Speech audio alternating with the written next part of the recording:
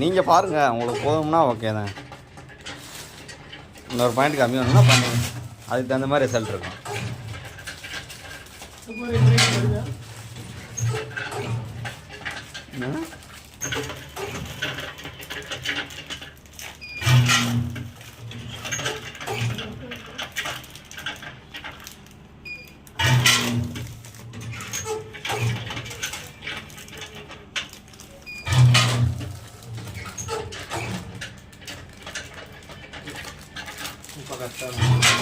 ஓகேவா?